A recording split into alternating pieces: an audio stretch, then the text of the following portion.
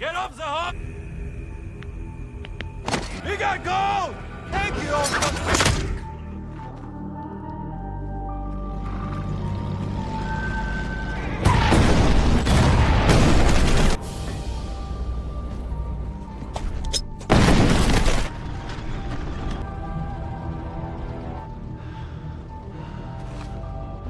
No.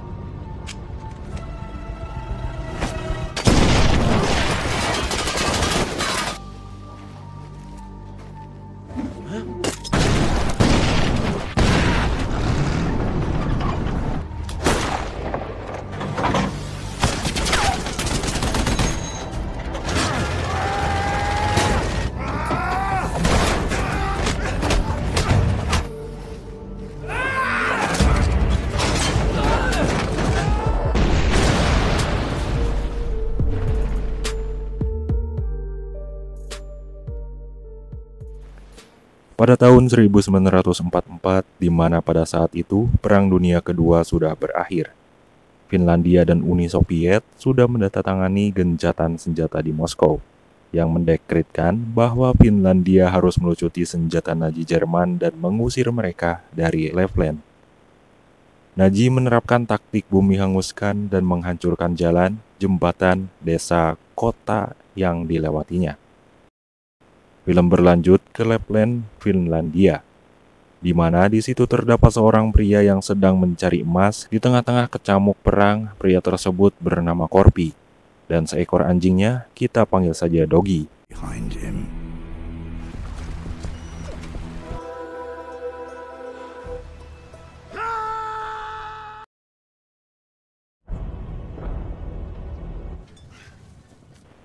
Singkat waktu, poek pun berlalu.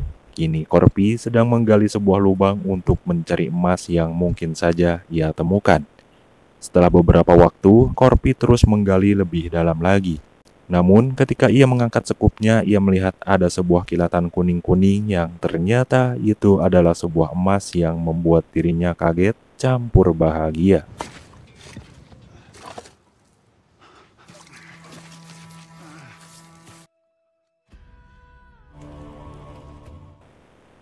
Setelah bersih-bersih, kini Korpi lanjut berjalan menuju pulang.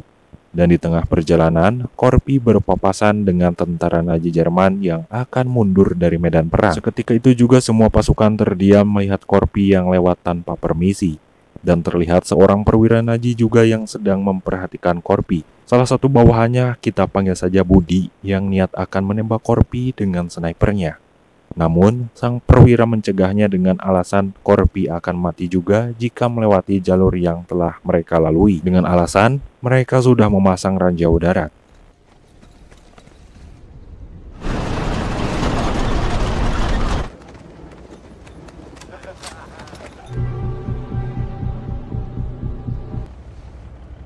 He's riding to his death anyway. Di tengah jalan, Korpi dihadang oleh tentara Nazi yang sedang berjaga. Dan salah satu tentara itu melihat bahwa Korpi membawa emas dan mereka akan mengambilnya. Namun, kesabaran Korpi kini kian membludak karena terlalu merendahkan dirinya dan emas miliknya akan diambil paksa. Dengan itu, Korpi langsung menancapkan pisaunya di salah satu tentara Nazi itu dan berikutnya adalah prajuritnya hingga dibabat sampai habis. What do you got there? You got gold in those on your knees, Grandpa? We got gold!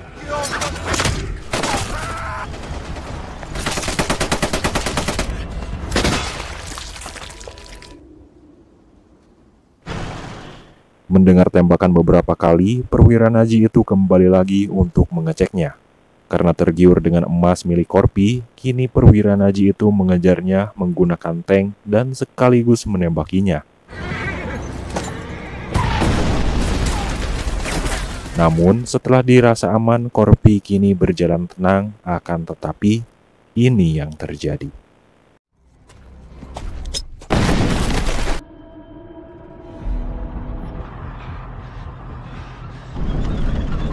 Ya, Korpi harus menginjak ranjau yang sudah ditanam oleh para tentara Nazi itu, sehingga kuda miliknya harus hancur berantakan.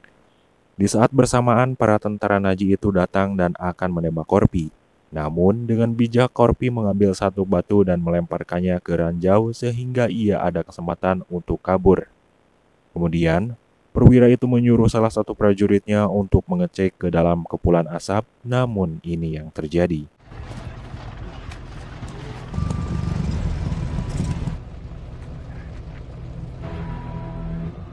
No.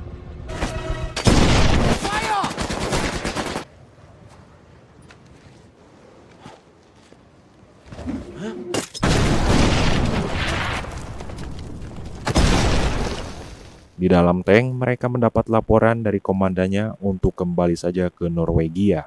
Dan sang perwira berkata bahwa tentara mereka sudah tewas 7 prajuritnya. Dan diketahui, menurut Jenderal Naji, kalung yang perwira itu temukan adalah milik Korpi yang ternyata dia adalah seorang mantan tentara Finlandia yang ditakuti di kesatuannya. Korpi ikut perang dalam Perang Musim Dingin, ia kehilangan rumah dan keluarganya karena pasukan Rusia. Sehingga ia berubah menjadi prajurit yang dendam dan kejam, serta tak mau menerima perintah dari siapapun.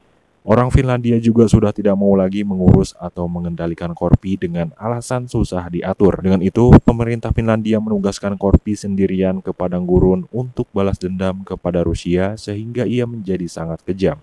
Dari rumor yang beredar, Korpi sudah membunuh 300 lebih pasukan Rusia.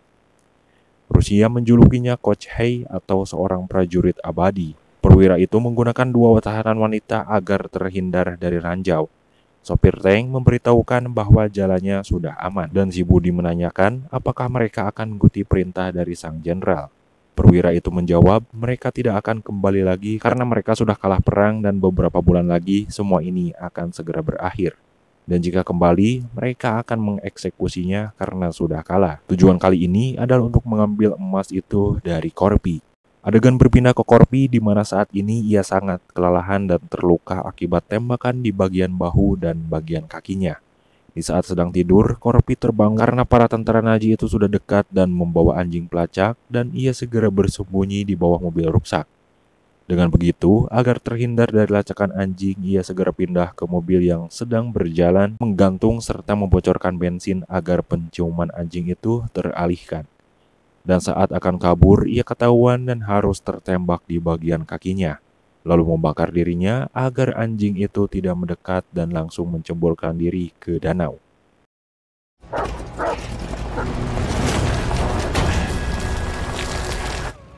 What's happening? Hey!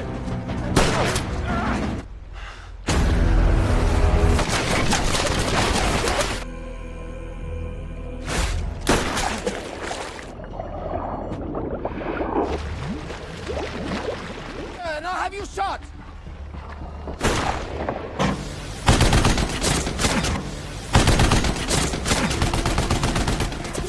Dengan mudahnya, Korpi menghabisi satu persatu prajurit Nazi itu di dalam air dan berhasil menyeberangi danau. Perwira Nazi itu mempunyai akal karena anjing Korpi tertinggal. Kita akan tahu apa yang direncanakannya seiring berjalannya cerita. Kemudian di malam yang poek, Korpi berjalan mencari tempat berlindung, namun tempat-tempat itu sudah hancur sebagian. Setelah menemukan tempat berlindung dan tertidur sebentar, ia mendengar samar-samar anjingnya yang sudah kembali. Lalu ia segera keluar untuk melihatnya, namun setelah melihat anjing kesayangannya itu, terlihat sebuah bom yang ditempelkan di badan anjing tersebut sehingga Korpi dan anjing itu terhempas.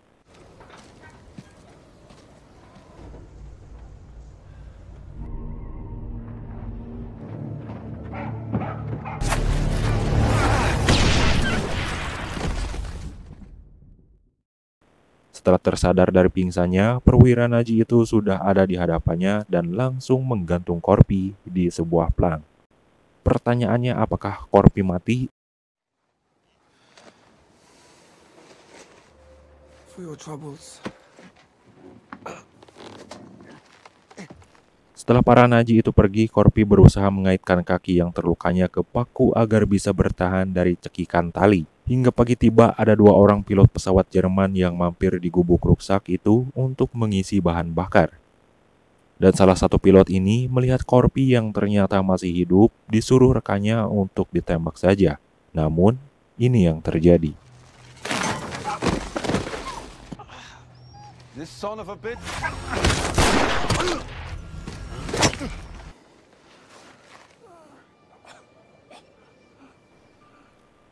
Dengan putus asa, Korpi terlihat sangat bingung harus kemana ia pergi dengan satu emasnya yang diberikan perwira Naji itu tadi. Melihat ada pesawat, Korpi kini mempunyai ide. Ide apakah itu? Tonton terus sampai selesai. Lanjut ke perwira dan pasukannya yang akan merencanakan kabur menggunakan pesawat yang sudah disiapkan. Namun, seketika pasukan berhenti karena ada pesawat yang jatuh di tengah jalan. Yang ternyata itu adalah pilot pesawat yang masih disiksa hidup oleh Korpi dan kini sudah tewas dengan tali yang digunakan oleh Budi untuk menggantung Korpi tadi. Seketika itu juga perwira itu menyuruh segera pergi dengan terburu-buru. Di dalam mobil, para wanita yang dijadikan bahan pengempludan itu bercerita bahwa Korpi adalah seorang yang tak pantang menyerah dan dia akan menuntut balas dendam kepada mereka yang sudah mengambil haknya. Dan jika tentara Naji itu berusaha menghabisi Korpi, bukan malah ia makin lemah, akan tetapi malah makin kuat dan akan menghabisi satu kompi tentara Naji ini. Benar saja, baru juga diomongin, Korpi kini sudah menyerang satu persatu prajurit Naji itu. Dan kini wanita-wanita tersebut akan menyerang secara bersamaan untuk menghabisi tentara Naji itu. Are already dead.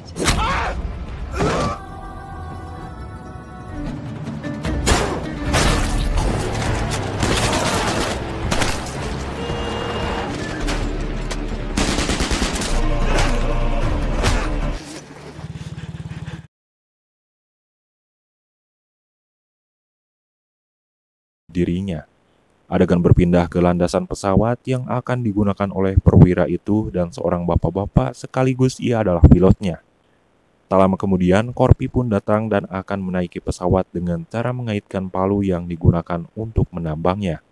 Dan disinilah pertarungan antara perwira Naji itu dan Korpi dimulai. Did you hear that?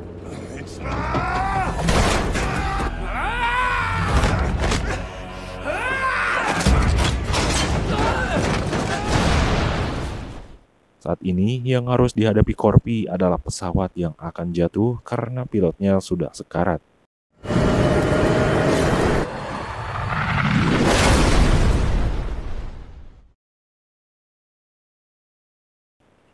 Adegan berpindah ke wanita-wanita itu yang membawa tank serta si Budi yang digantung di moncong meriam tank untuk diserahkan ke tentara Finlandia. Bagaikan film psikopat, ternyata Korpi masih hidup walaupun terjatuh dari pesawat yang pesawatnya aja hancur. Dengan itu, kini Korpi masuk ke dalam sebuah toko tempat jual emas dan dia ngaburudulkan emas yang telah didapatkan kembali dari perwira Naji itu dan akan dijual. Tamat. Oke teman-teman, mungkin sekian saja dulu untuk video kali ini. Sampai jumpa di video selanjutnya. Terima kasih.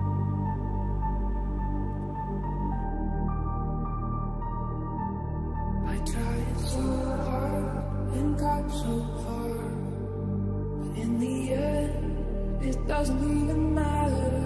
I had to fall to lose it all. In the end, it doesn't even matter.